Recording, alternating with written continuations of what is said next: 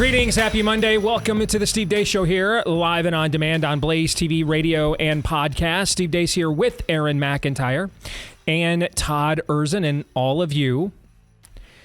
We've got a jam-packed show here today. I'll tell you about in a second after I remind you there's still a couple of days left in July if you want to take advantage of Independence Day month that our friends at Hillsdale College are putting together. They are offering you an inspiring portrayal of Thomas Jefferson as he reflects on the meaning of the Declaration of Independence. In a letter that he wrote late in his life. You don't want to miss this. If you go and watch it at daceforhillsdale.com, they'll also send you a commemorative copy of the Declaration of Independence as well. You can't beat it. And this, of course, is from maybe the leader in the movement of the remnant of what's left in American universities that are not attempting to undo America. Go to daceforhillsdale.com, F-O-R, daceforhillsdale.com. There you can watch Hillsdale's educational, inspiring Thomas Jefferson video. But don't delay. This is there for a limited time here, and we're nearly to the end of July. Dace for Hillsdale, F-O-R, daceforhillsdale.com. All right, coming up on the show today, I want to kind of do a bit of a reset of things because I think the election has now been reset by what the Democrats have pulled off here in the last couple of weeks. And so back to front, we are going to look at where polling is at. I'm going to render my verdict on what to do with the poll jar from here after Todd's suggestion late last week.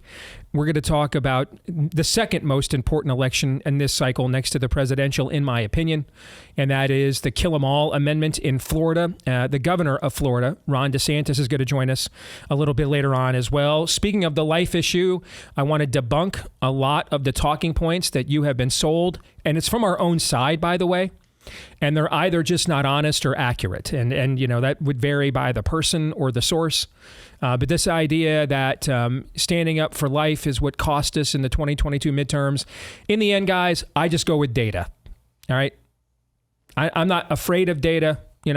I think I'm pretty confident. I've bet my soul on it that I worship the king of the universe. Therefore, I don't have to be afraid of data. Correct?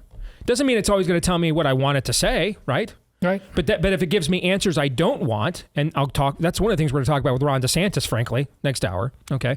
If it gives me conclusions that I don't want, then I have confidence, in my faith in the king of the universe, that if we're not getting the result that we want, we're the ones that are screwing up here, not him. Right. His word doesn't return void. So we're missing something. Right. And we need to course correct. So I'm not afraid of data at all. I don't care what the, conclusion is. I don't fear it. But in this case, what you were told about what happened in the last election cycle, we've done this before. I'll walk you through it again. It's just simply not true.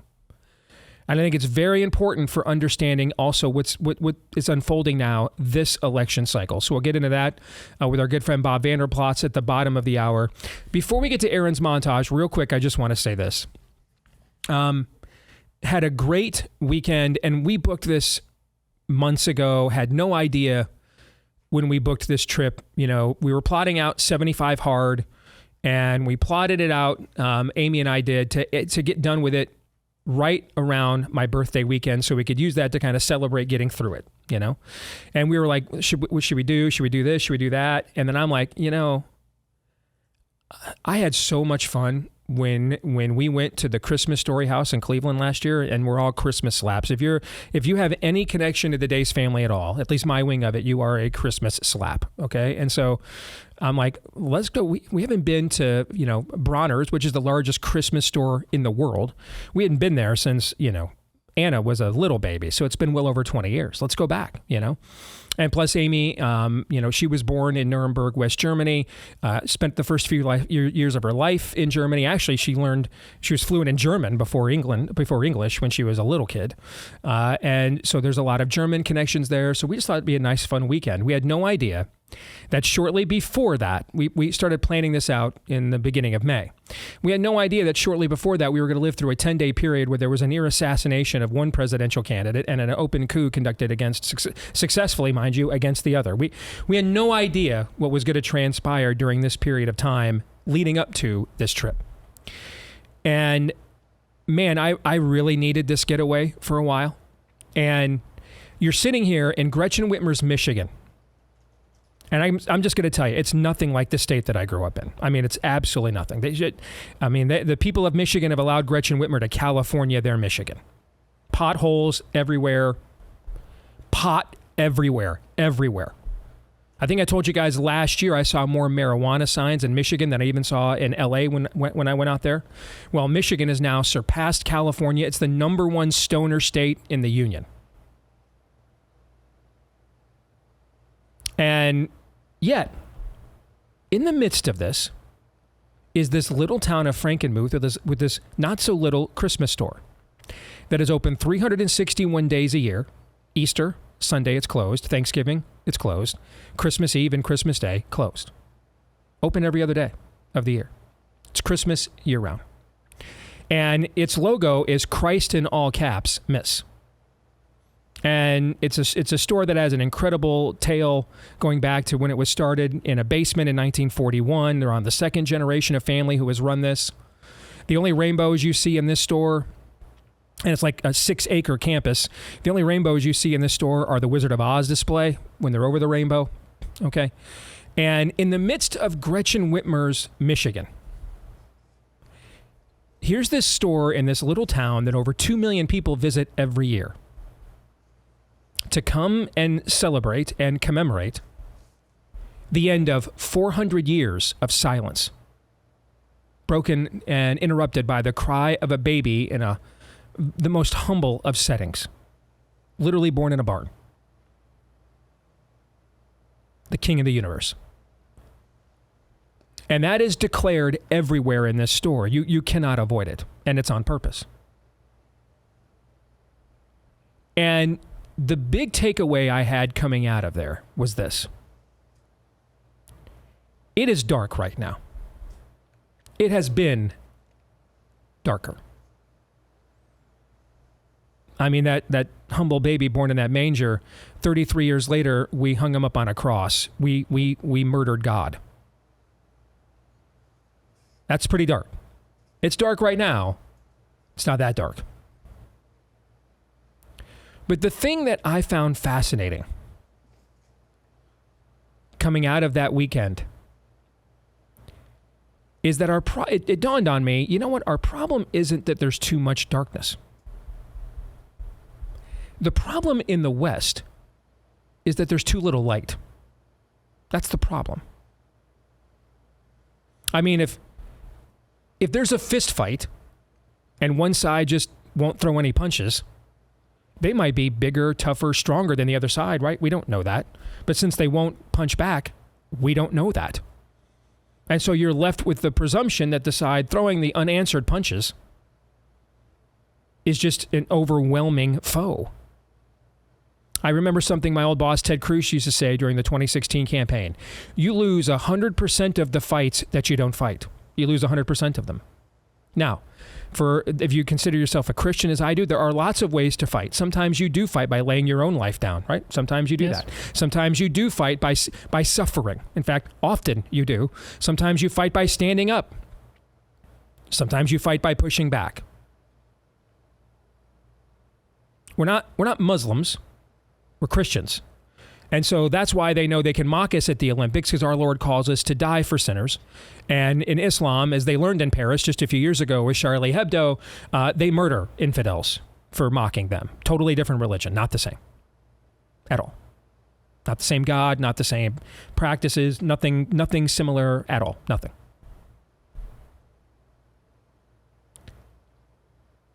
Our problem is too little light. And I had this realization, and I log on Twitter and I see Elon Musk, of all people, posting on his site.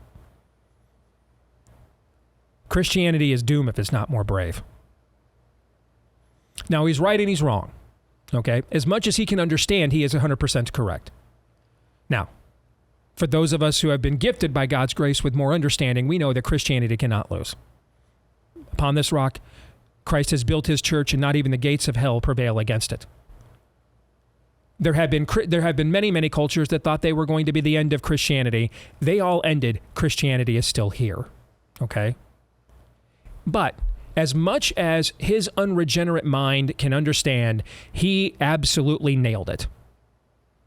Because what he's really saying is the broader understanding of what Christianity represents in a fallen world. As an antidote to evil, the evil that we all are born with, our own sin, and then the evil that we allow to manifest among us in a culture in any given era. If a culture is not given access to that light or rejects it, and both of those things have happened in our time, you will see the end of that culture. You will see the end of those things. And we're living through that now. Or as Francis Schaeffer said, your God is too small. It's not that this is overwhelming darkness. Folks, we are up against misfits. Absolute misfits. It's that our light isn't bright enough. We had too many pastors like Andy Stanley, this sweater-vested heretical mob, who finally saw something in the Olympic opening ceremonies that even they could not stomach, and then deleted the tweet 12 hours later when they realized they had done accidental pastoring. Now back to more heresy and rubbing your belly and making you comfortable. And it just gave me not an even greater commitment to making sure, at least with the time and platforms we have, to shine the light all the more. For there is a light shining in the darkness, and the darkness still has not overcome it. And with that, here's Aaron's rundown of what happened while we were away. What happened while we were away, brought to you by The Honeymoon. This is just a small sample of the gaslighting car wash the media Democrat industrial complex is putting Kamala Harris and half the country through. This is the cover of New York Magazine with Harris sitting on top of a coconut, surrounded by top Democrats looking up at her with the word Kamalot emblazoned across the cover. Polls are all over the place, many showing Harris suddenly very competitive in key swing states around the country after just weeks ago having a god-awful approval rating. Nowhere else is this gaslighting quite so acute than with this story from Semaphore, which is a Beltway news outlet nobody reads except lefties. Kamala Harris has spent her last 2 years as vice president repairing a difficult relationship with the national media, an investment that has paid off with her sudden ascent came with a wave of positive coverage. New from Max Tanny at Semaphore Media. So what's changed? Has Kamala Harris been slain in the spirit of the age? Nope. Kamala! Hello. Hi. Hey there! Oh, hi, you're both together. Oh, it's good to hear you both. Yeah, this is the same Kamala Harris that just months ago a panel on CNN was calling on to resign because they thought she was a drag on Joe Biden. How big a drag is Kamala Harris on the ticket? I think she's a pretty big drag. I think she was arguably Biden's worst political decision of his presidency. She really does struggle with her communication skills. So worried, voters on all political stripes are so worried about Biden's age and whether he's going to last for 4 more years. Is it a problem when they're not very satisfied or reassured by the person who would succeed him? That was in April. We told you this was coming. This gaslighting honeymoon is real, and it is spectacular.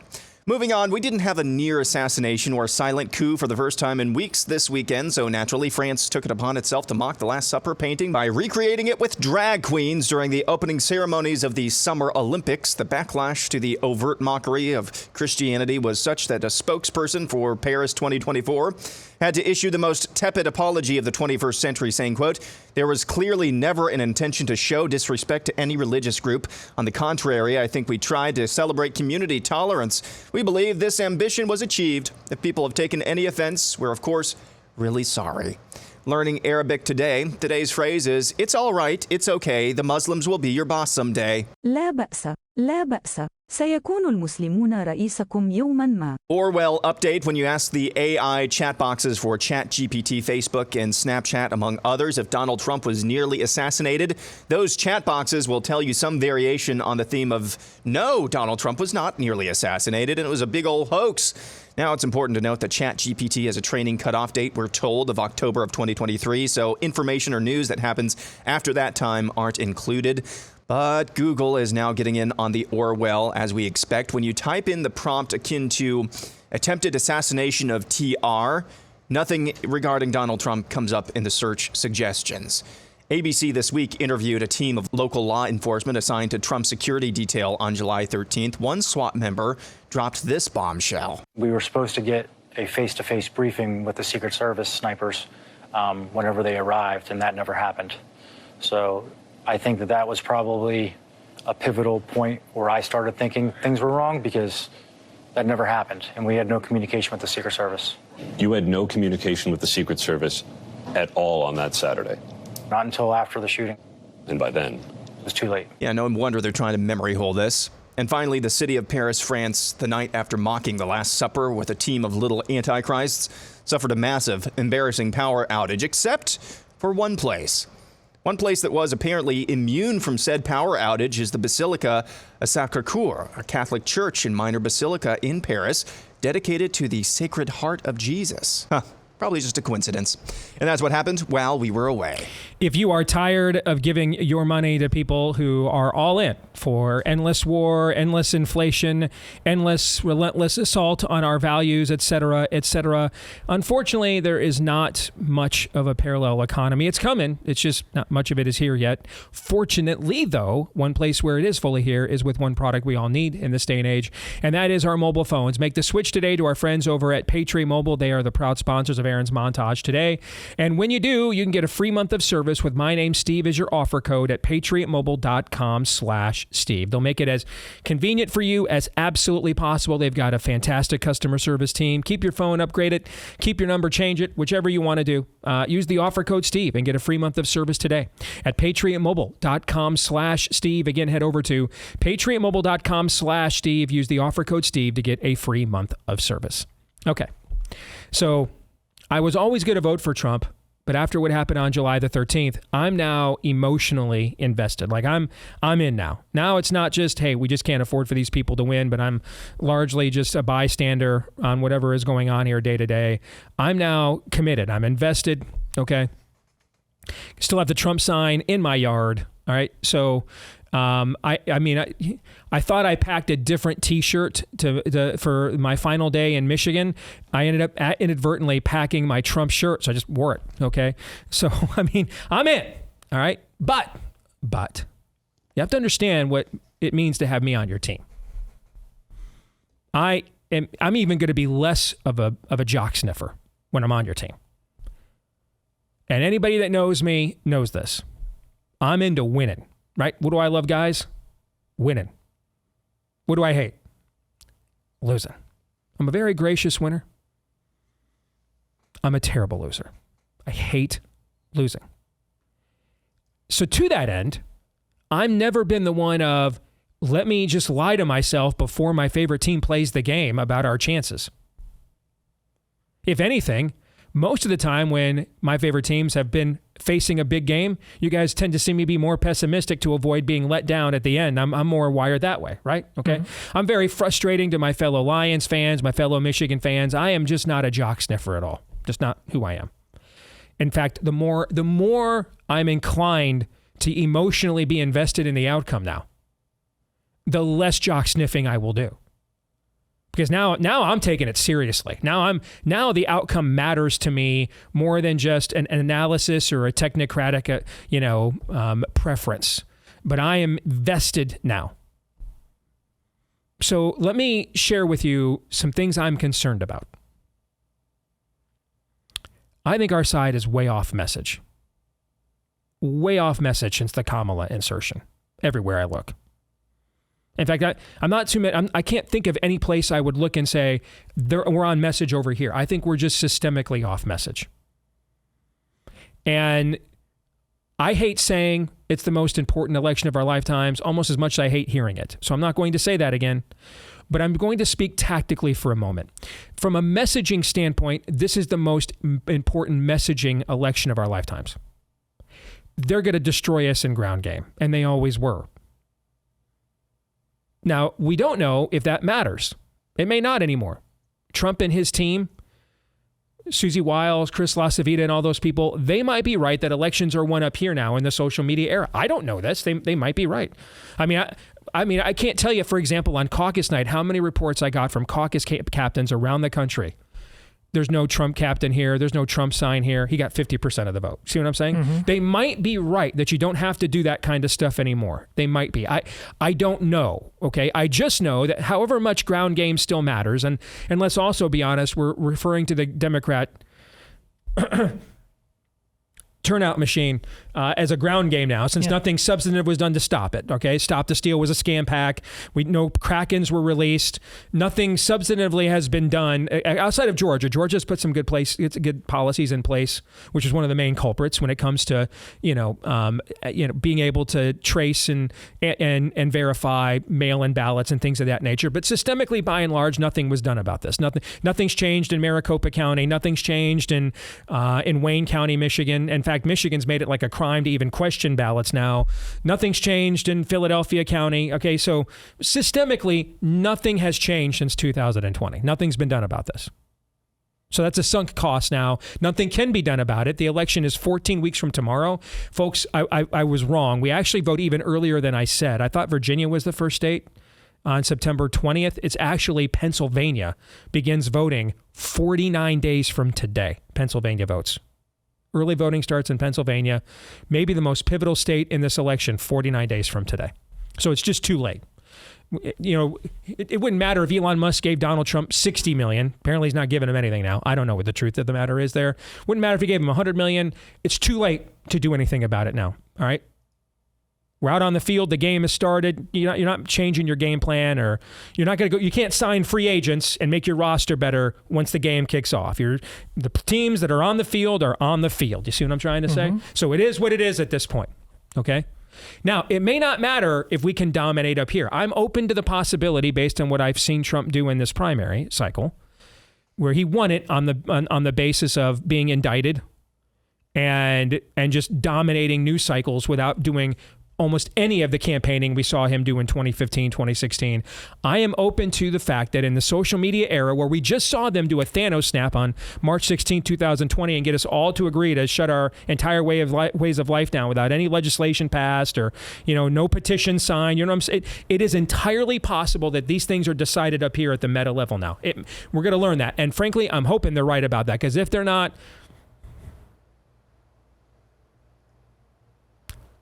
I'm just hoping they're right about that, and we're going to leave it at that, okay?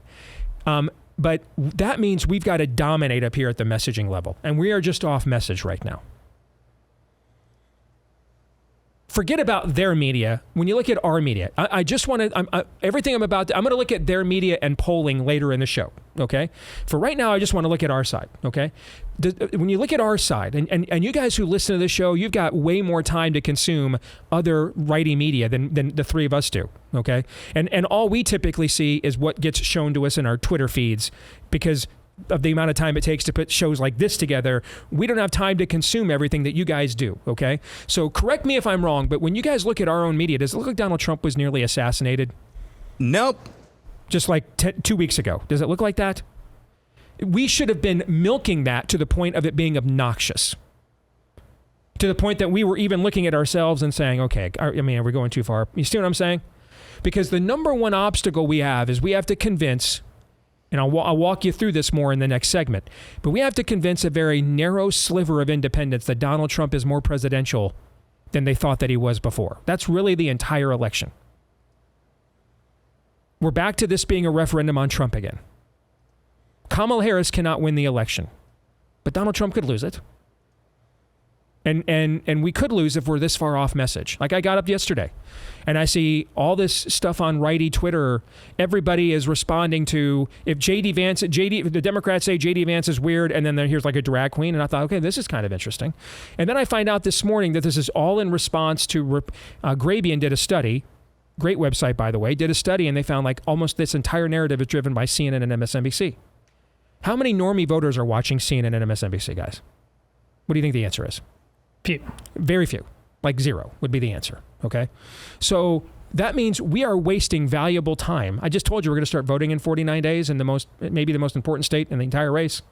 We're wasting valuable time responding to a narrative that is just not relevant to the people whose minds we need to change. You see what I'm saying? People don't vote on the vice president ever. Okay. If Dan Quayle can't cost you an election, then no vice presidential can. Okay. They don't vote on that. No one cares. Most people still outside of our base don't know what a J.D. Vance is. Okay? This is all just a waste of time. Trump at his last rally, and there's not enough of those, frankly. He's spending time talking about Biden still and his golf. Why? We're off message. guys. So what would be the message if I were in charge? I absolutely would not take Kamala Harris seriously on any level. Under the surface, I would, in terms of preparing for fortification efforts and things of that nature. You know what I'm saying? But the stuff people see up here, she's a clown. And I'd continue to treat her as such. I mean, cringy Kamala should have been the nickname right out of the gate. In 2016, it would have been, but, you know, we've kind of got Vegas Elvis now and not pelvis Elvis, you know, and time comes for everyone. No one's a perpetual star, right? Everybody fades. Joe Montana's still not throwing touchdowns for the 49ers, right? Okay, but we kind of have, you know, glory, glory, hallelujah Elvis is kind of our standard bearer right now, not the pelvis Elvis. Okay, so cool, all right. But, and so it's not as quick as he used to be, but it should have been cringy Kamala from the very beginning. It's got alliteration. It perfectly brands her. It's exactly what normies thought about her 7 days ago, right? Thought she was cringy. Aaron did a masterful job in his montage of laying out what their own media was saying about her just 10 minutes ago, okay? I wouldn't debate issues with her. I'd make her the issue. She's the issue. I would never allow them. See, they're trying to make it seem like she's at something serious right now. She's not. If you accept their premise that she could actually be president, if you accept that premise, well, Steve, she could be president. She's their nominee. That's not. If you're thinking that way, this is a blood sport and you're just not cut out for it. And I would consider maybe running for library board. Fair? Again, doesn't mean you're a terrible person. It means that you're just not, this level of fourth generation warfare is just beyond you. And you're just not going to be able to grasp it and get out of our way. Those of us who do. Okay. You're really over the target on that one. By the way. Yeah. If you allow them if you accept their premise, even criticizing it, if you accept their premise that she could seriously be president, you are greatly enhancing the odds she will be. You cannot let that thought enter into the normies' minds at all. They thought she was a joke a week ago. Keep treating her as such. She's a joke. It's not serious. No one takes her seriously. Do not let it get planted in anyone's minds that Montel Williams' side piece could be president. Well, Steve, women don't want to. The women who weren't going to vote for us don't want to hear that. You know who's actually tougher on women than even we are? The women who might vote for us. The married women. If the brothers aren't going to be flipping, that's done. That was never happening. So turn that crap off when Fox tells you that. That was never happening. Okay? We're back to where, you know what? If Donald Trump wins married white women by 5 points instead of 4 in 2020, he wins every battleground state that he lost. Because there's not a high concentration of black voters in most battleground states. In fact, the top 10 states for black, in terms of black population, 6 of those are states Republicans or Democrats could not even win or lose on either end if they tried. But guess what exists in every battleground state and in every state? Married white women do, in every single state. And they're going to be absolutely disgusted that this potential homewrecker basically slept her way to the presidency. While they're out here, you know, trying to Proverbs 31 their way with a full-time job or plus being a stay-at-home mom on top of everything else. Play that up. She's a joke. This also plays to our candidates' strengths. If there's one thing we can usually keep them on message, it's a troll. On the other stuff, it's just like, okay, but when it comes to trolling, dude is a Jedi master. Do not take her seriously on any level at all. None. This isn't a serious election. They just disenfranchised tens of millions of their own voters. They're not serious. They're not serious about democracy. They're not serious about issues. Nothing. This is a clown show, Banana Republic, Venezuela level stuff, and we ought to be talking like that. Do not let the normies for a moment contemplate she could be president of the United States. If you do, the odds we're all going to be sitting here opening veins on November 6th greatly increase. We need to treat her don't play clips like Aaron just did, pointing out they knew who she was a week ago, and then accept their gaslighting premise. No, we're going to continue to treat her like we did a week ago, like you did. She's not real. This can't happen. It can't. The American people cannot permit this to occur. And if you accept the premise that they might, they just might.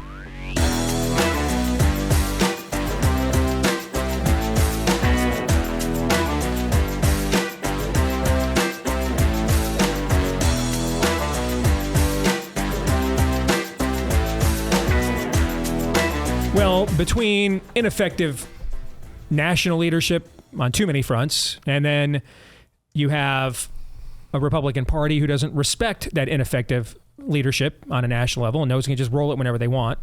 So they went ahead and watered down whatever was left of, the pro-life issue in the party platform in this last convention. I know there's a lot of demoralizing happening right now on the pro-life side, which was just inconceivable from this time 2 years ago in the aftermath of overturning Roe versus Wade. To think that 2 years later you'd be sitting here thinking we have actually less momentum than maybe we've ever had. And that's something we're to talk to Governor Ron DeSantis about here at the top of next hour as well. Because if you think you've got little street cred right now as a pro-lifer, lose that amendment in Florida and you're out, like generationally out, like nowhere to go after that. Like it's like it's like 1975. You're a non-entity if we lose that one. Thankfully, though, there are places and causes like our friends at Preborn that they understand that ultimately this is a heart-to-heart, soul-to-soul battle with the spirit of the age for both the moms and then for their babies. Okay, and so they go for grace and truth. They confront mom with the realization of the truth that she's carrying a live being in her belly there with an ultrasound that costs us $28. Even with Biden inflation, most of us can still afford that. And then when mom hopefully chooses life, they're there with the grace to then provide her the support mechanism and system she needs. Let's face it, most of the time it's a woman who doesn't have that support mechanism that's considering out of fear murdering her kid. It's not the woman who does. Okay, so if you're like, why am I giving money to the Republican Party anymore to do nothing on this issue, then give it to Preborn instead. Plus, this one's tax deductible. Not only will it actually be used effectively and maybe actually save a baby, but you'll also get a tax deduction for it. You'll get nothing out of giving it to the Republican Party, and you'll be taxed for it. So go to preborn.com/Steve to make that donation today. Preborn.com/Steve or dial pound 250, say the keyword baby on your mobile phone at preborn.com/Steve. We have worked with them to help save tens of thousands of babies the last couple of years. Let's save tens of thousands more here at The Blaze at preborn.com/Steve. Bob Vander Plaats, good to see you, brother. How are you? Doing really well. Good to be here. Was that too critical or negative of an assessment of the current situation? Or was it pretty much on point? I think it's pretty accurate. Pretty fair assessment. That being said, let me give you something about Iowa today. Mm-hmm. The heartbeat bill takes effect today. Mm-hmm. And that goes of 51 and a half years of people persevering, doing due diligence, trying to promote pro-life policy. But thank goodness we have a pro-life governor. We have more and more of a pro-life legislature, and the pro-life community seems to be unified in mission to save as many babies as they can, and they will not stop until the gold standard is realized of conception to natural death. So praise God. Refresh our audience's memory, and absolutely praise God for that. Refresh our audience's memory. When was our pro-life bill originally signed by Governor Reynolds here in Iowa? It was in 2018, I believe, when she was up for re-election. So she was up for re-election in an unfavorable cycle. Yeah, right. Okay, Republicans were losing 40-plus House seats nationwide in 2018. Let me back it up. 2018, when she was not really appointing governor, but she assumed the governorship because Terry Branstad went to China. Yep. But she was running for election in 2018. As a matter of fact, her third debate against Fred Hubbell, who not only was her Democrat gubernatorial candidate, but he was the chair of Planned Parenthood for the entire state of Iowa. Mm-hmm. He was Planned Parenthood. He funded them. He's a big businessman. He was leading Kim Reynolds by 3 points. And in the third debate, she said, my line in the sand is the sanctity of human life. And Iowans elected her by 3 points. She didn't lose by 3. She doubled down on it as governor after she won election. And then she was up for re-election in 2022 with all this pro-life mantra around her. Mm-hmm. She wins in a landslide. I think it's by 19 points. So she signs the bill into law when she's an incumbent, but she's not been elected by the people. Right. So she's kind of a pseudo incumbent. She doesn't have the full benefits of incumbency, right? Okay. Right. And it's a very unfavorable cycle to Republicans nationwide. I just mentioned a minute ago, Republicans lost over 40 House seats that cycle. Yeah. Okay. And so in the midst of that, and in this unpopular cycle, she holds firm on that issue, gets elected. Then, when this issue again becomes a cause celeb, especially with the overturning of Roe in the summer of 2022, she goes out there 5 months later and wins one of the largest margins of victory in Iowa gubernatorial history. She did, and she won. If people recall, she won and was predicted to be the red wave by a landslide, but the country didn't experience a red wave, and a lot of it they said was the abortion issue. But her, Governor Ron DeSantis, they won in landslides, holding on to the sanctity of human life. More than that, she really, I think, put salt into the wound, kicked sand into their eyes when she signed the heartbeat bill. You'll recall this at our leadership summit. So here's the family leadership summit where people say these are these radical here's the Christian nationalists. Christians. That's the new term. Yeah, this is who they are. Yep. And she signs it at our leadership summit. I think what Kim Reynolds has demonstrated, I think a guy like Ron DeSantis has demonstrated, and others, the voters want to know, can I trust you on probably the most fundamental issue of our time, and that is the sanctity of human life? Can I trust you? Or are you willing to negotiate? You willing to compromise? You willing to do whatever it is?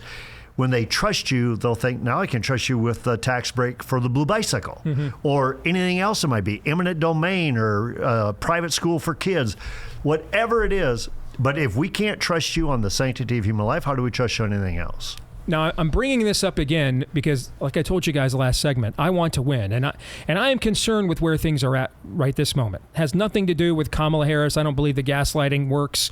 I don't think most normie voters suddenly think she's not the queen of cringe. Okay? I'm concerned that we're not on that message and that we're reacting to their gaslighting and we are off message. Okay? And that we are reading into what happened. We're either ignoring the 2022 midterms, or we are acting as if something occurred that did not. So I want to show the audience this. I've showed it to the audience many, many times since 2022. Okay? But our friend and colleague Daniel Horowitz just reset this. And he mentions that the GOP challenge in one chart from the 2022 exits. We turned out even more of our base than the Dems did. Now, Trump told you guys that the pro-lifers stayed home because they were content with winning Roe v. Wade. This is just not true. Okay. It was a +3 electorate for Republicans. We outperformed, even with the ballot harvesting system in place. We outperformed Republicans in that Democrats in that midterm elections by 3 points. Okay. Here's where we lost.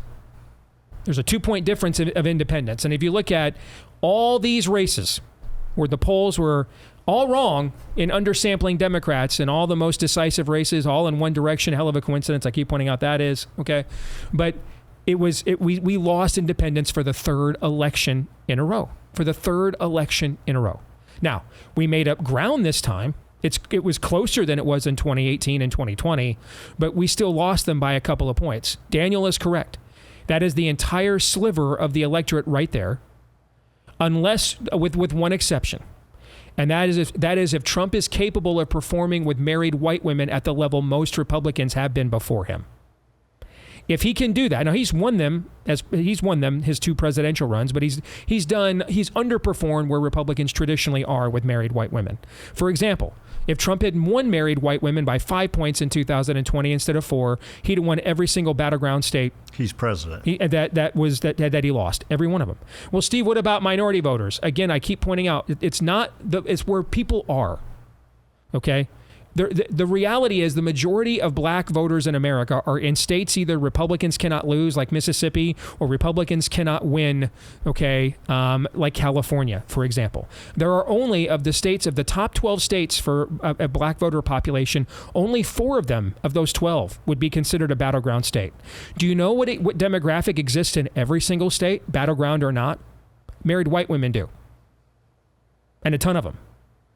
And there's more married white women than black voters, even though we're obsessed with this, like, let's win this 1, 2 or 2 point sliver of 12% of the electorate because boomers need to convince themselves one more time before they go 6 feet under that they really weren't racist all these years. And so this talking point just soars in terms of generating ratings and clicks. It's a loser electorally. All right, we need to win independent voters and perform better with married white women. Do those two things, and it doesn't matter.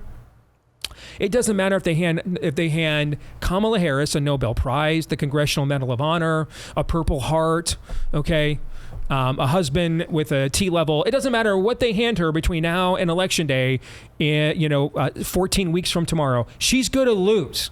And not just lose the Electoral College, Trump will be the first Republican to win the popular vote in 20 years.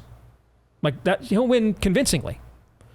But that's always what this has been about, not many of the talking points that we are selling ourselves.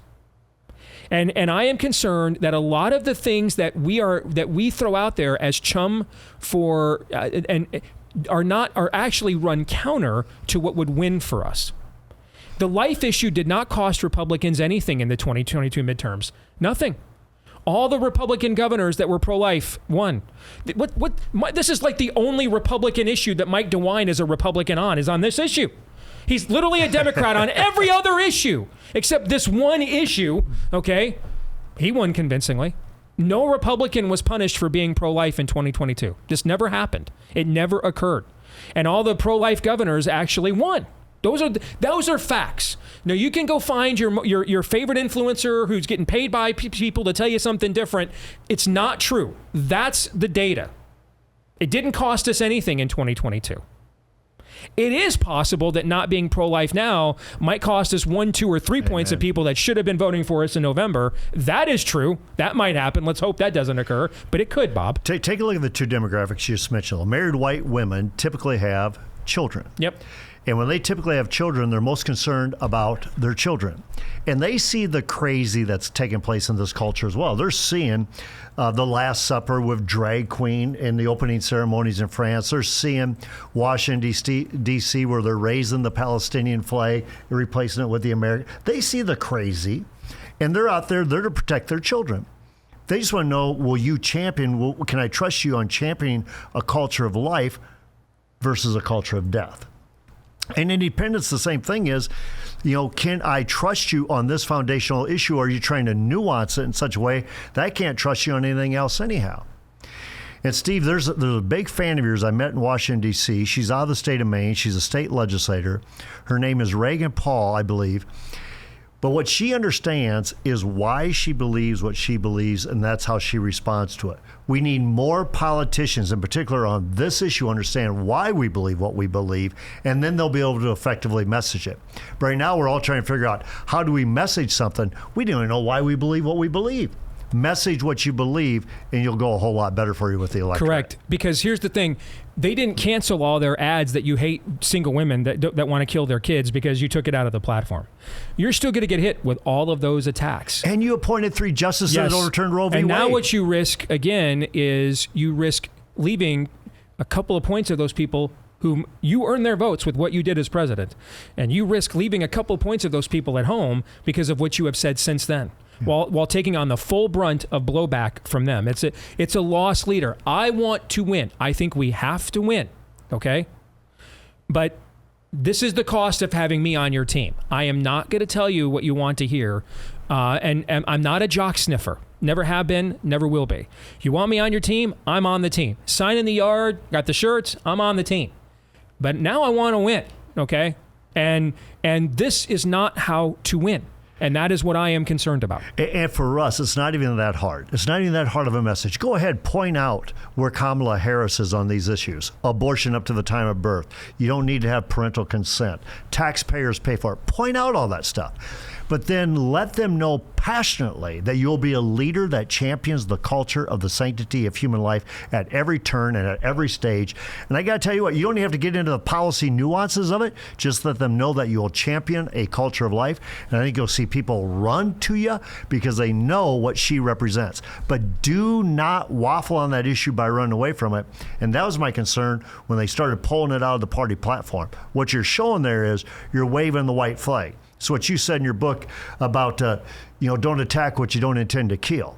It's like which book Donald Trump endorsed, by the way. We overturn Roe v. Wade. What's the next thing we do? Mm-hmm. We pull the sanctity of human life out of the platform. What is that? I mean, that makes no sense whatsoever. I'm sure you could find issue polling of independents who think heartbeat bills go too far and things of that nature. It's irrelevant. Here's why. it doesn't necessarily matter what an issue polls. What matters is what voters as an issue drive. That's what matters. For example, gun control is more popular than what we call constitutional carry when it's polled. But the people who vote on guns disproportionately are for constitutional carry. And that's why whenever the gun issue gets nationalized, it works against the Democratic Party, even though the polling is better for them than it is for us. Similarly, independents don't vote on abortion. They don't. If you're voting on abortion, then you're either Bob Vander Plaats or Elizabeth Warren, and there isn't an in-between. And we already know. Doesn't mean there aren't opinions in between. That's not what I said. Yeah. If you're voting on the issue, if that drove you to the polls, you're either Elizabeth Warren or you're Bob Vander Plaats. And we already know which way we're voting. So it's not a deal. You're gonna win me over to Kamala at any time. You're not going to win Elizabeth over to Donald Trump at any point in time. It's strictly an issue that turns out the core bases of either side. And swing voters largely do not care. And therefore, when you allow them to attack you relentlessly, while then watering down your message, you take on the full brunt of their blowback that they're feeding their base while minimizing what turnout you may get from your base. And that is a concern that I have. So seize the craziness of the culture, speak into common sense and basic foundations and values, and it begins on the cornerstone of the sanctity of human life. I really believe that. Gentlemen, I got about a minute. Todd, looks like you have something you want to say. Well, I think it's even worse than missing this opportunity with this assassination attempt. It changed our hearts and minds in the moment. Well, to the degree that it opened up a door and was letting people listen in a new way. Well, then Trump and the Republicans have got to take advantage of that. And if they don't, and they don't quickly, that door may be shut even harder than it was before. And that's saying something. We're absolutely blowing it. I'm not shocked either. Yeah, that's an evergreen tweet. We're absolutely blowing it. You could apply that to a lot of things these days. Here's the reality, and this is the mind-numbing reality for the last 8 years, is that winning is simple, but given the people at play here, we make it as hard as we possibly can. It is simple. What you just laid out in the first segment, Steve, about Kamala Harris and making sure that people don't take her seriously. And take the campaign seriously, absolutely. But in terms of actually the person, make sure you see that. That's a simple recipe for success. But given the players and personalities involved here, it is apparently not easy. And Aaron, every election cycle, we talk about we will still defeat all the models of victory. I mean, and we do that every year. Great stuff. Thank you, Bob. Good to see you guys. We're going to speak to one of those pro-life governors here in a few moments. Governor Ron DeSantis will join us because this is a must-win election in his state on the life issue. We're going to tell you about that and more here next.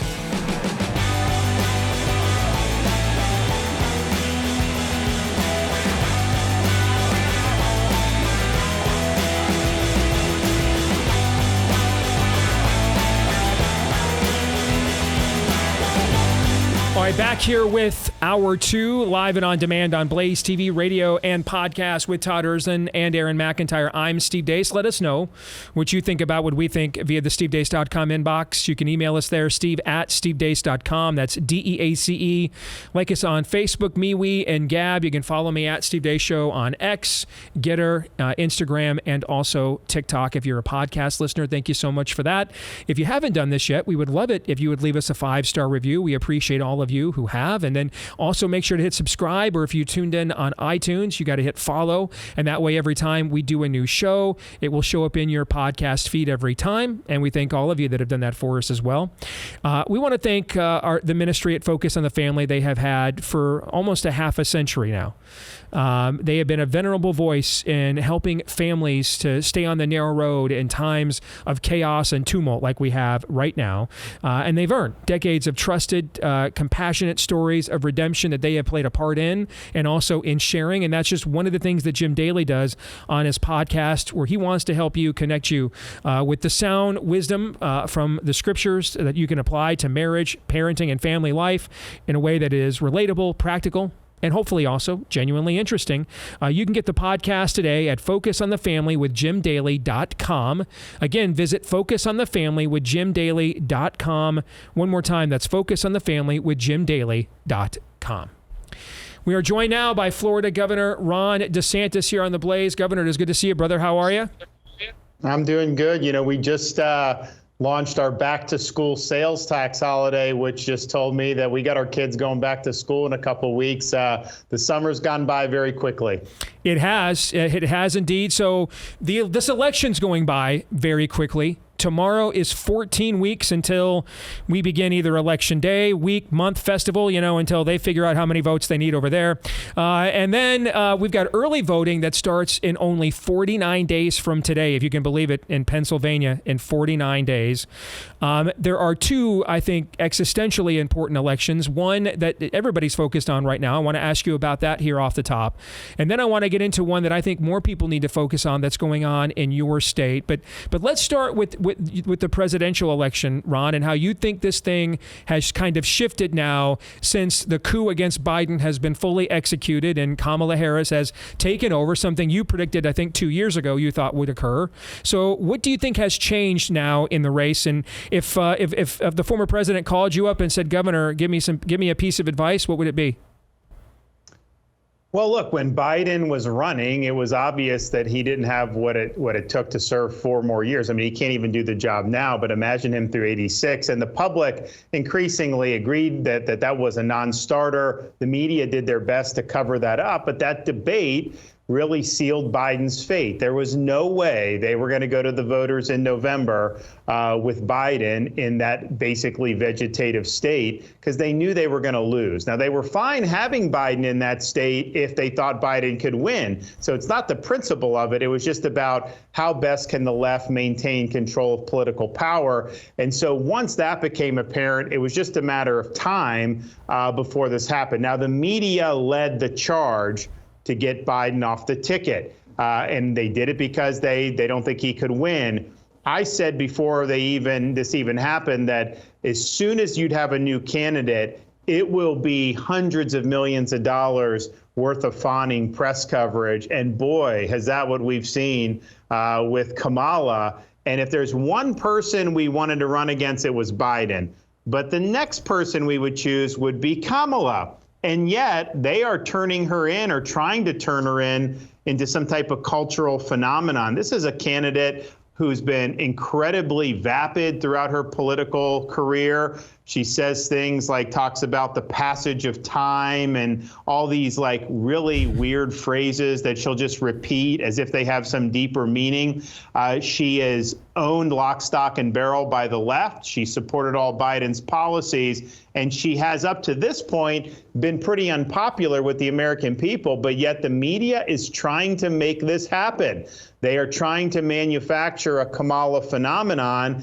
And I guess the issue is like, I don't think that'll work because I think people get who she is or they will see it. But I will say this, the fact that it's such a short runway, that really helps them in this situation, because I think the media's just got to spin this for 100 days, convince enough people that she's an acceptable choice, and then hopefully drag her across the finish line in their estimation. Now, the way I view the election is very simple. Our task as Republicans is just to make it clear to the American people that Kamala is an unacceptable choice, that the people that love Trump are going to vote for him. Some of the people that may not like him, he's the safer choice than Kamala because she's more liberal than Biden. And who knows what she would do if she were ever actually given power in her own right. But that's really just got to be the focus. She's an unacceptable choice. You've seen the numbers, Steve, over the last probably year that 75% of Americans didn't want a replay of 2020. And the Democrats are making it not a replay. And so what we can't have are voters who are like, yeah, I kind of want a different candidate. She seems fine, so I'll vote with her. We cannot let that happen. We've got to go full bore and define her for who she is. She's a vapid, leftist San Francisco Democrat. Yeah, my fear is if we buy, and that's what I just said before you came on, Governor. My fear is if we treat her with the idea that this is a serious conversation on the issues and she should be taken seriously as a potential president, we're actually playing into their narrative. They need to establish the premise that she could be seen as president. I don't think we should buy into that on any level whatsoever. Normie voters didn't think she was a realistic president president a week ago, and they know that she's not. I mean, they know that if they wanted the American people to see this was a Veep episode come to life, they just would have pushed Biden totally out of office and given her the benefit of incumbency. They know that they don't want the American people to see who she really is as president until they have to vote. What we need to do is never. I don't think we should accept the premise at all that there could be a President Kamala. That it's just beneath the dignity and worth of the American people that they're being asked to buy into this charade where they've nullified all these votes and now they're lying to you about somebody they told us a month ago was a drag on the ticket. I don't think we should treat her seriously at all. I think we should actually just make it look like she's so far out of the mainstream. It's just not even it's not even conceivable that the American people would fall for this canard.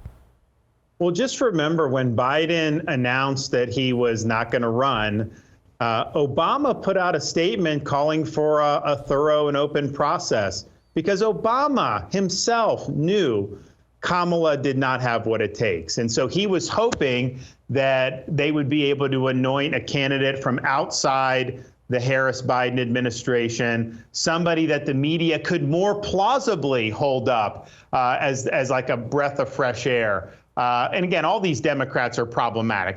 They would all be lousy. But I think the plausibility of the media doing that would have been easier if it was a non-Harris candidate. So even Obama recognized that early. But I think she just got so many people to line up for her that people have basically fallen in line. Now, I still think if she face plants between now and the convention, anything's possible. But I think each day that goes by with the fawning coverage where she's in scripted environments makes it more likely that she's going to definitely be the candidate. But it is a very implausible thing what the media is trying to do. They're trying to make fetch happen. They're trying to act like there's this groundswell of support. Someone was even passing along a video from the Villages retirement community down in Central Florida. So this is a place that I know well. And there were probably a couple hundred golf carts and seniors on their golf carts campaigning for Harris. I don't know if they had like a procession or something, and people were trying to say that was a sign that there's like all this energy for Harris, even down in Florida. And I could just tell you, in that community, a couple hundred golf carts, that's a small fraction of the golf carts who descend on the first tee box every morning at one of their many golf courses. And so this is all fake. It's all phony. And we just can't buy into the narrative. But I think it's just got to be very tough about her being an unacceptable option. Because you think about it, even people that may not be hot on Trump, Harris is going to be a bridge too far for them if we frame it properly. Well, unfortunately, this brings us to what I think is the other most important election this cycle, and this is happening in your state. Because unfortunately, in the last couple of years, some edict has come down from on high that the pro-life issue is a bridge too far now for the Republican Party. And I just walked our audience through again the data from the 2022 midterms, this idea that pro-lifers stayed home after getting Roe v. Wade. We turned out Democrats, even with their, I guess we'll call it, turnout operation advantage that they have now. Okay, the electorate was +3 Republican. All of the pro-life governors, such as yourself, my governor, Kim Reynolds, who signed her heartbeat bill into law in 2018 and then won a tough reelect in a bad year for Republicans after doing that, and then got reelected by an even harder, a greater margin as you did in 2022. So the data does not indicate this yet. It's been largely, evicted from the party platform, wasn't mentioned at all at the convention we just had. And Republicans are seeing results in Michigan and Ohio in referendums, and they're running scared right now. And there's now a similar ballot initiative in your state for a constitutional amendment.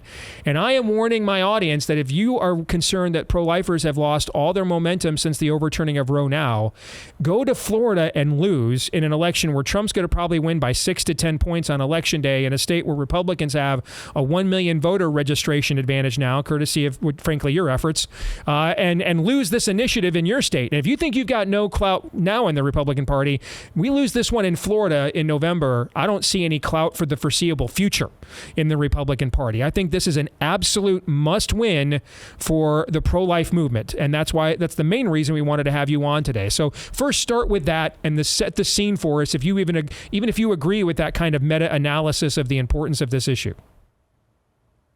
Well, what's being proposed in Florida is really a Chinese-style abortion regime. It would be as liberal or more liberal than California and New York. It eliminates entirely parental consent for minors having abortion. So as a parent, that'd be the one thing that they take away from you, even though that's a pretty doggone significant thing.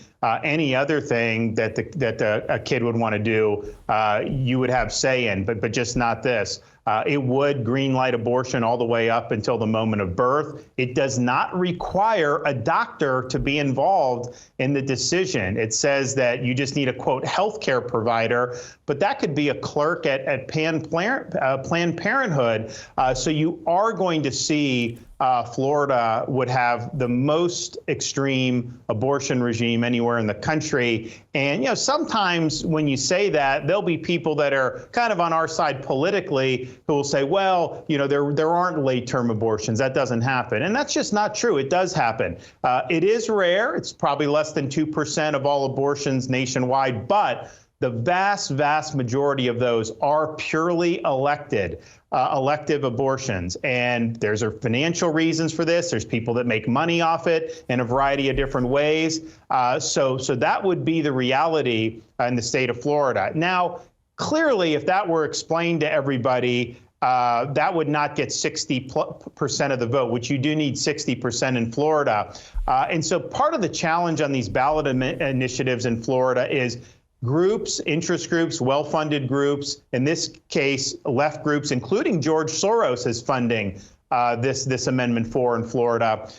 They draft what they want to add to the state constitution, but that's not actually what the voters see. The voters see a sanitized summary that the interest group gets to draft and put on the ballot. And so when people read that, even some pro-lifers have read it to not recognize how extreme it is. So I think really what needs to be done is to just educate people on the actual stakes of what this is. This is not something that a majority of people would support, certainly not 60% if it was explained accurately. But that's not how it appears on the ballot. You read it on the ballot, and they poll tested these phrases. They focus grouped it. There's an art to how they do this. So we're going to make sure that people know. We obviously need financial support. We need other support to do it. But it would make, we're the #1 state for tourism in the country because we've got nice beaches, great fishing, great theme parks. This would make Florida one of the top abortion tourism states in the entire United States. And so that would go from having legislation that protects unborn when there's a fetal heartbeat, similar to what Iowa has, to basically being an abortion travel destination state. And because this would be in the state constitution, there'd be nothing that the legislature could do to legislate against that.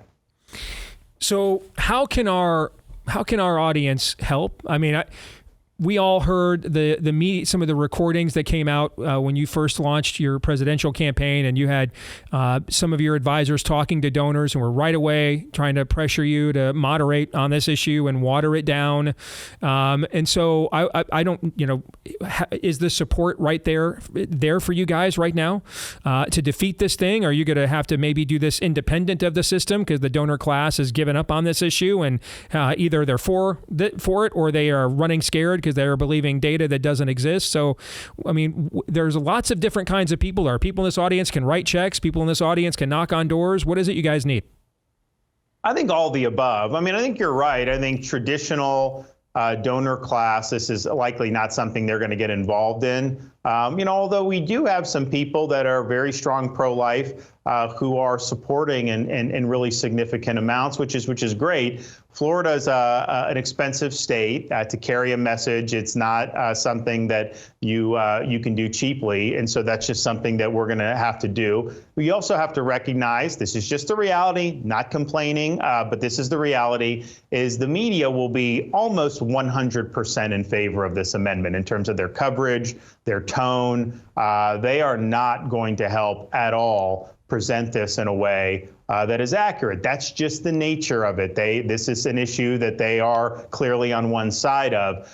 So we have to counteract that. So I think people that are willing to write checks is helpful, willing to volunteer, willing to just talk to people that they know in Florida, because I can tell you right now, people aren't really thinking about any of these amendments. We also have one that they're trying to do the marijuana. Like, we have medical marijuana. Basically, they're trying to Michigan your Florida. They're trying to export Gretchen Whitmer's Michigan to your state, essentially. Yeah, so they want to basically say, you know, you can take it, smoke it wherever you want on the street, all this other stuff, which should not be good for the state. But nevertheless, so that's there. People aren't really thinking about it yet. So what's going to happen is September, October, that's when the battle will really heat up, I think, in a really big way. And it's just a messaging thing. Now, we need to get 40% plus one to vote no. So I would tell people, because I know that a lot of people were demoralized about what's happened in some of these other states. None of those other states, I believe, have a 60% threshold. I mean, Ohio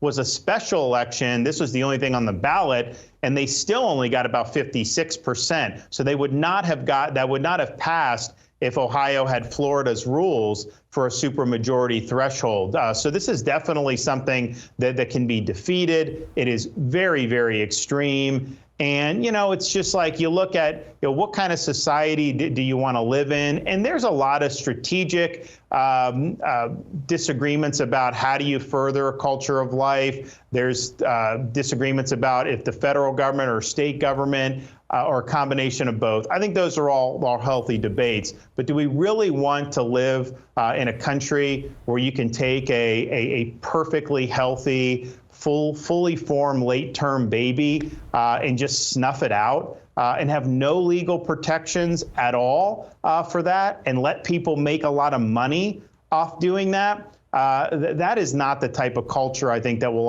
ultimately succeed across a wide variety of other fronts. And so, yes, this is, I think Dobbs caught a lot of people flat-footed. I think there was disagreement about how to move forward. I do think that became the scapegoat for the failure of the 2022 midterms, even though you've pointed out the data as it actually is.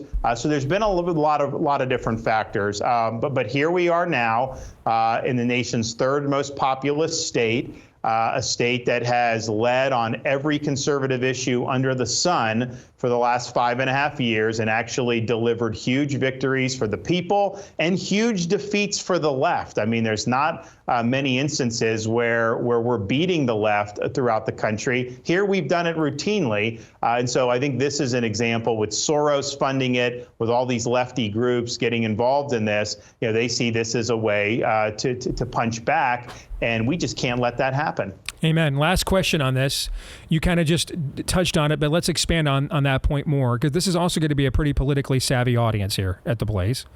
So as you're uniquely qualified to answer this as someone who's pro-life, but also been a candidate, had to deal with some of the realities, both going on and what the future is post-Dobbs, and then also in opposition to the other side as well. You've had to navigate this as a professional politician too, and I mean that, as a guy that this is your vocation. So walk our people here, tuned in right now, Ron, through what the world is like. If you're concerned that we've lost our momentum now, post-Dobbs, what is the world like given the amount of casualties the left has taken in your state since you took over? If they are able to get 60% in your state, in a state that Trump's probably going to win by Florida standards in a presidential election, which is normally anywhere from 2 to 4 points, he's probably going to win it by more than that. I mean, how much of a steep climb do we have as a movement in the Republican Party on November the 6th if that is the result in your state, compared to even how difficult it is now? Well, think about the 2022 election when I got reelected. Dobbs had happened. I was on record, with the heartbeat bill supporting. We had 300,000 more Republicans than Democrats at that point. That was a big deal at the time because we had never even had more Republicans in any election in Florida history until that one. But even since November of 22, when we won by 20 points, we've netted almost 700,000 more Republicans. And so, yes, we'll have 1 million registered Republican advantage over Democrats. I don't think structurally a Democrat could physically win the state of Florida. I don't think that there's going to be a lot of enthusiasm given those dynamics from the Democrats. But nevertheless, here we are, 1 million Republican, and we shouldn't say that all Republicans are pro-life, because that's not true. And just like all Democrats, voters are not necessarily pro-abortion. Now, increasingly, that's becoming more the case, but there are definitely Democrat voters who are pro-life. So it's not a perfect partisan thing, but you would think that having 1 million voter advantage for Republicans, that just to hold 40% plus one, that should be something that would be doable. And obviously that would be bad for the state if this were added to the Constitution, but it would also have ramifications throughout the country, because think about all the other states where they don't have such a significant Republican advantage, and I think it would just add more fuel to the fire. And so I don't know what it will look like in terms of the National Republican Party in the landscape, but I guarantee you, if you're somebody that cares about creating a culture of life, having this Amendment 4 pass in Florida is definitely going to be detrimental to the efforts all across the country. Amen. Governor, thank you for joining us. Is there a place you could direct our audience to if they want to get involved in this fight from all over the country? This is maybe the number one spotlight for the pro-life fight in this entire election cycle is this amendment in your state. So where can people go to learn more? Well, if you go online, they have a group, No on 4. There's a 2 Extreme for Florida website people can go on. There's also a variety of other committees that are helping with this, and I think that's something that's encouraging. But you can definitely go on to find the Amendment 4 opposition groups, and we're working. It's a team effort. You know, we've got people of faith, we've got churches, we've got other things out there just to tell the truth. And honestly, Steve, if everyone knows exactly what they're voting for and are very crystal clear about what that is, one, I don't think it could pass. But if at that point it passed, I would not be happy with it. But, you know, people have made their voice heard. My fear is that the message doesn't get out to where when people are going, they're voting for something that is really distorted in how it's been presented. So as long as we have the truth, and everyone can help, door knocking, phone calls, contributions. If we get the truth out there, I really believe that this amendment will fail. Great stuff. Thank you, Ron. Good to see you, brother. All right, see ya. You bet. Take care. All right, guys, what do you think? Vote no on 4florida.com. Vote no on the number 4florida.com. Thank you, Aaron, for that. Vote no on 4florida.com, correct? Yep. And the number 4. It's the number 4. Yep. Okay. You can feel tonally that he's not taking this for granted in any way, shape, or form. It's not his manner to do so. It's because he understands how to fight so well that he has so many wins. But you can, I don't know. I thought he was very, very sober about this. And that doing there's nothing absolutely to be taken for granted on this front. You know, again, my suggestion would be, you know, there's something down there in the water. He talks about, you know, the beauty of the beaches. I don't know, but, you know, the good, the true, and the beautiful message, connecting what people, you know, Romans 1 almost, what they cannot help but know, and take that message to the bank. I've said it out loud many times before. I'm not. It seems like a fictional place. I've been to Florida many, many times, but the fact of what he's pulling off down there, I just pray he's got another win in him, because this will be, as you've laid out, Steve, arguably the biggest win of all. Yes, and this amendment in Florida, it is as much of a service to child sacrifice, which is the number one sacrament driving the Democrat Party. What did I say on Friday? You look at there's a clip in Bleep Lord Nefarious says just about killing babies. That is the essence of the Democrat Party. It is as much about service to that as it is sending a message to the rest of the country. We did this in Ron DeSantis' Florida.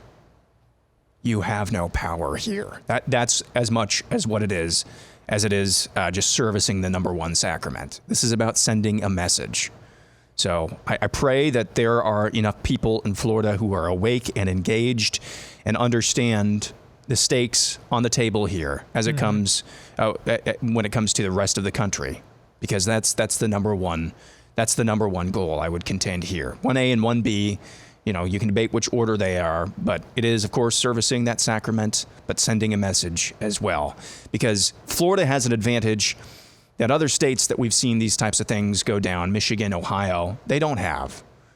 They actually have an organized and invested governor. In Ohio, it was Mike DeWine who just gave tepid support at best to a similar amendment last year. Of course, in Michigan, it's Gretchen Whitmer who gave, from the opposite angle, a full-throated and enthusiastic emotional support for similar measures taken there. So Florida has an advantage that those two states did not have. So there's a lot on the table, a lot at stake here, as you said, not only in the presidential election, but this and what it means for the way forward for pro-lifers in this country. Yep. Let's just be very adult about this, okay? We have no clout in the Republican Party right now. None. Any leverage we have in the Republican Party is from people like the governor of Florida or the governor of our state who are actually personally pro-life, and so they bring conviction with them. Beyond that, we have no ability to leverage anything. It was just 3 or 4 years ago that you at least had to pretend to be pro-life to get elected anything in the Republican Party. Now we don't even have to have it in the platform. We've lost all our leverage.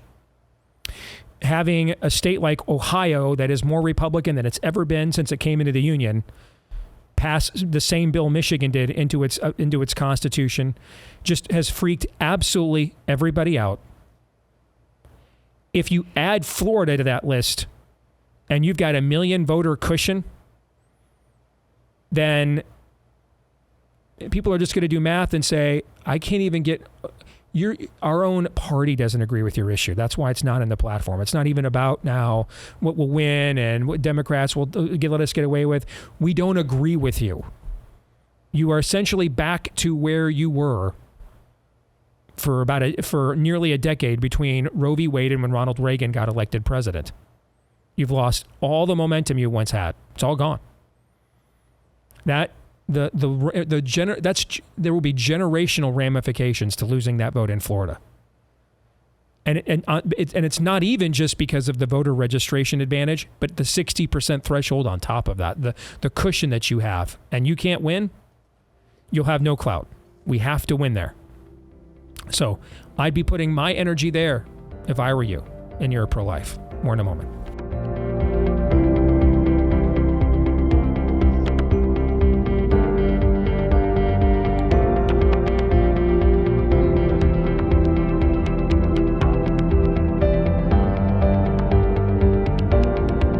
Well, if you don't have a governor like Ron DeSantis, which is most of America, unfortunately, you definitely want to make sure you're hooked up with our friends at Jace Medical. Just in case, they'd never do that. And you see him do that again. Just in case, that'll never happen here. And you live through it happening here again. All right. Make sure you've got backups of some of the greatest antibiotics we've ever discovered, like amoxicillin, doxycycline, etc.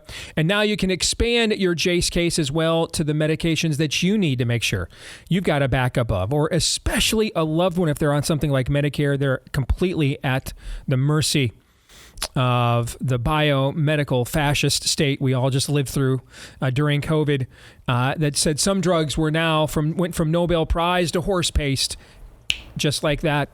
Make sure you've got peace of mind to know you have a backup of what you need when you're going to need it the most. They can do that for you at Jace Medical. Get the Jace case. Use my code DACE at checkout for a discount at jacemedical.com. JASE is how it's spelled. jacemedical.com. Use the code DACE at checkout for the discount at jacemedical.com. So I want to talk about polling here on the way out today and how we're going to handle this moving forward. Because the polls this weekend are all over the place. similar to what they were before June 27th, where each side could pick a poll, could pick a trend that furthered its narrative in any given news cycle. They were everywhere, all over the place. Daniel must have sent me a million texts between when DeSantis dropped out, or when Nikki Haley dropped out to end the primary, and the day before the debate between Biden and Trump, where he is just sending me polling results that don't make any sense or contradicting each other within their own crosstabs, polls that are contradicting themselves on a daily basis. They're all over the place. Okay. So we're kind of back into that realm now. And we're there. And I want to, because this has long been one of our goals of this show, to make you a smarter consumer of content and news and information, because we think that'll make you a better American. All right. So the polling is back to being all over the place now, where if you've got a check mark after your name and you're for Team Red or Team Blue, every day you're going to find a poll now that's going to say something you want it to say. This is for 4 reasons, and I think that I think are important for all of you within the sound of my voice to understand. Number one, that the race is now reset to where it was prior to that debate. When Biden showed 80 million people his dementia could not be hidden from them any longer. Now, and this is where I think the race will be, unless there is a debate between Trump and Kamala, and then 100 million people see this fall that this woman's a total and complete incompetent. Number two, too much of the media right now are doing polls that are a byproduct of driving their narrative, as opposed to obtaining accurate snapshots, which becomes obvious when you look at their crosstabs and their math either doesn't make sense or add up. In fact, let me take you back to 2020, because you guys know I have receipts. I keep files on things like this. In 2020, the Real Clear Politics polling average was off by 4.1 points. That's the largest miss in the history of the RCP average, which goes back to 2000. So that means so far this century. It was the first time the RCP average in a presidential election was off outside the margin for error. And you need to understand, for a aggregator to be off outside the margin of error, given the volume of polls that RCP is aggregating, okay? I mean, the Bible says there's wisdom in a multitude of counsel for a reason, okay? You would think larger volumes of information would decrease your margin for error, because various biases would be confronted and weed themselves out and balance out in the end, right? And that's why the RCP average has been within the margin for error. Every presidential election this century until 2020 was the first time it was off outside the margin of error. Why? Well, here are polls included in the RCP average and how far, and these are the polls that were off outside their margin of error in their final poll when they should have the most accurate information. CNN was off by 8.9 points. NPR off by 8.9 points. University of Southern California off by 8.9 points after that was one of the most accurate polls in 2016. Quinnipiac off by 7.9 points, CNBC off by 6.9 points, NBC Wall Street Journal off by 6.9 points, YouGov off by 6.9 points, New York Times Siena off by 5.9 points, Fox News off by 4.9 points, Harris off by 4.9 points, Survey USA off by 4.9 points, USA Today off by 4.9 points, and Reuters off by 3.9. Here are the polls in the RCP average that were within their margins of error, because that's a pretty long list, right? So 1, 2, 3, 4, 5, 6, 7, 8, 9, 10, 11, 12, 13 polls in the RCP average off outside their margin of error. Rasmussen was off by 2.1. It was the only poll that overestimated Trump's support in 2020, but it was still more accurate than all the ones we just mentioned. It was also the most accurate of 2016. Emerson off by 1.9 points. Investors Business Daily, the second most accurate poll of 2016, was off by 0.9, and The Hill was off by 0.9, which is a very left-wing publication. Which shows you that left-wing publications can do good polling, Todd, if they want to, right? If they want to, they can. So if you're doing the math at home, kids, or if you're scoring in bed, as Bob Uecker used to say, 13 polls in the RCP average were off outside the margin for error in 2020. only 4 were within their margin for errors. And that's how you end up, kids, with the worst RCP average of all time. They're that far off. The final national polls, by average, underestimated Trump's support. The incumbent president with the most name ID of any presidential candidate in American history, and they underestimated his support by almost 5 points. It was 4.8 points.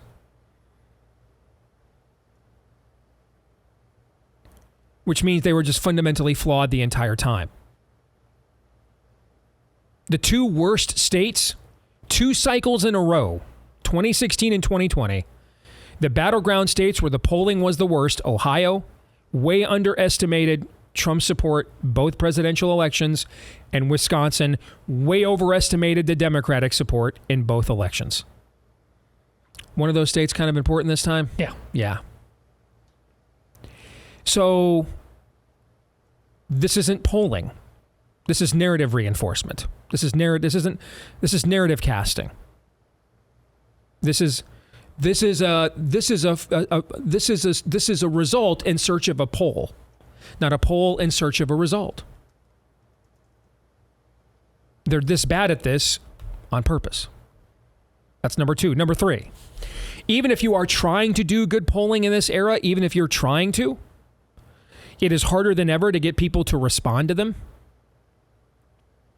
And the polls clearly still haven't caught up with the Democrat ballot harvesting scheme.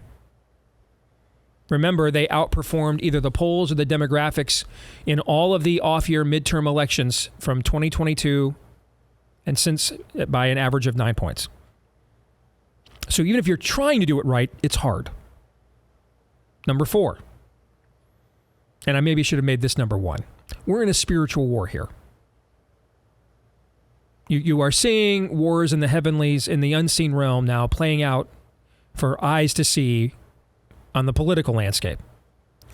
And the spirit of the age, the forces of darkness, thrive in confusion. They love it. It's where they do their best work. And so that means they're going to spread it whenever they can, and clarity is going to be difficult to achieve or to obtain. I couldn't make up my mind whether to say obtain or achieve, so I said achieve. Okay? Clarity is going to be hard to get. Let's go with that. All right.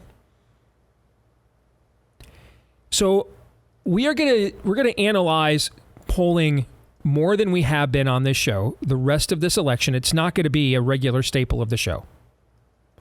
But since it's very clear much of this will be done as a psyop, we need to analyze them much more for how they came to the math they came to. Like, they have produced polls showing Kamala tied with Trump, but Trump getting over 40% of Hispanic votes. It is very possible that Kamala could be tied with Trump. It is very possible that Trump may get more than 40% of Hispanic votes. Do you know what is not possible?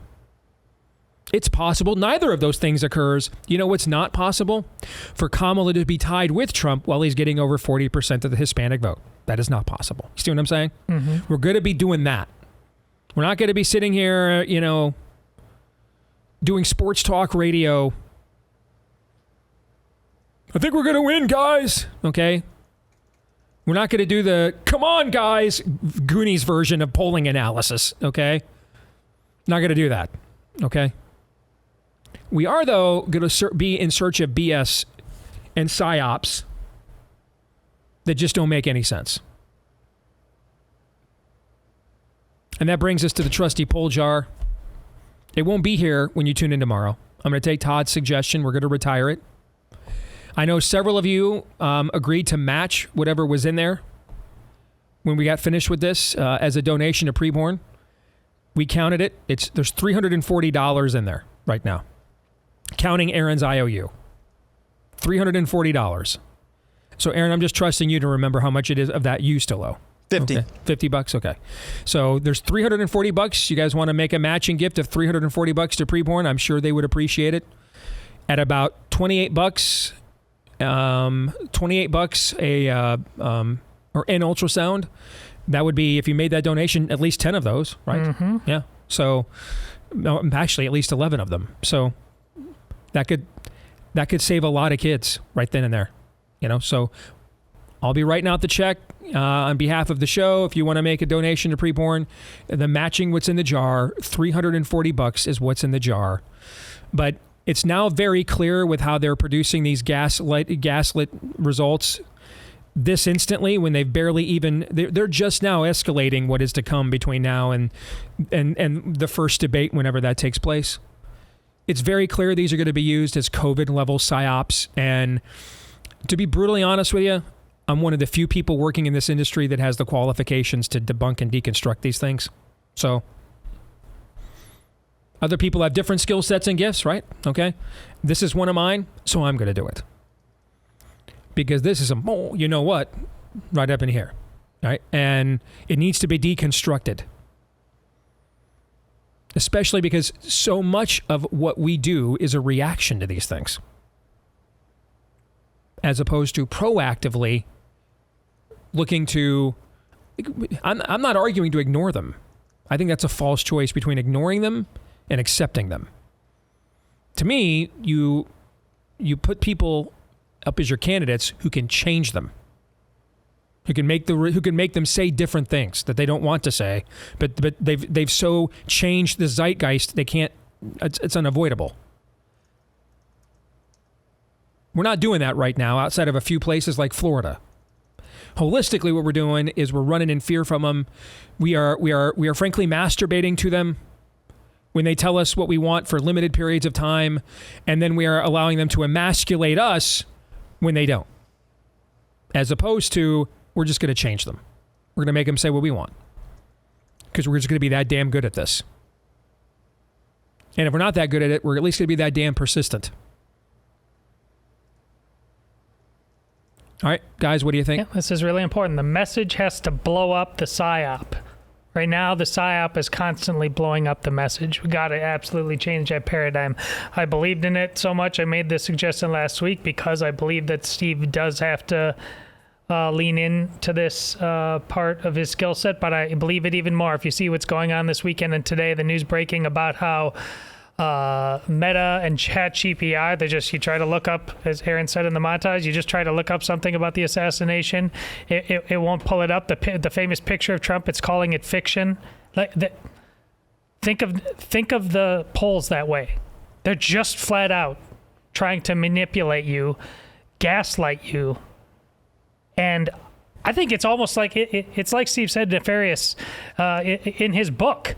We know that you know that I know, but we just don't think you can stop yourself now. We should do it anyway. We're going to find out right here in the next couple months if we are capable of being citizens and putting an end to this. Aaron, I'm going to give you the last word in a minute after we talk about Lassie Health. They came on board the show last week, and with the escalating cost of healthcare and insurance, with basically everything else, this could be the solution that you're looking for. It's not health insurance. It's access to healthcare that comes without all the red tape, restrictions, inflated costs, and coverage plans start as low as $30 a month. You get transparent pricing, comprehensive coverage tailored to your needs, access to healthcare services without breaking the bank. There are no annual or lifetime caps on services. You can start at a plan at any time. Again, for as low as $30 a month, you can get over 400 prescription medications for free unlimited virtual mental health counseling, free 24/7 virtual urgent care, lab tests for up to 60% off, imaging tests for up to 75% off, procedures and surgeries over 50% off. And again, folks, that's their entry-level program at about $30 a month. All right. So you can just see already, if you go further up, that Lassie Health is a game changer. So you can check out affordable plans that puts you in control of your healthcare at healthylink.com/Steve. That's healthylink.com/Steve. For a limited time, get your first month for free. That's up to $100 off eligible plans so that you can get healthy, be healthy, and stay healthy without breaking the bank at healthylink.com/Steve. That's healthylink.com/Steve. So what was the first thing I told you when you told me on Thursday that you're getting rid of the poll jar? I was like, I'm still not going to do like what I did, just full transparency. In the lead up to the 2022 midterms, I was doing like a poll update every other montage. Not going to do that this time around. You know, I was of the mind, keep donating to preborn and don't let that stop you. You should keep doing that. But I think at the end of the day, there's math going on here. Some of it is transgendered math, 2 plus 2 equals 5. And some of it is actual math. Now, that actual math might be faulty, built on faulty premises, I should say. I think we're probably doing ourselves and you a disservice if when we see viral polls go around, if we don't use our God-given ability to make heads or tails of it. And sometimes there are no heads. Sometimes there are no tails. Like I said, sometimes the math is going to be transgendered. But I think we're doing a disservice by completely jettisoning ourselves from that. So, we're not going to obsess over them, but at the same time, we're not going to completely eject either. And I'm cool with that.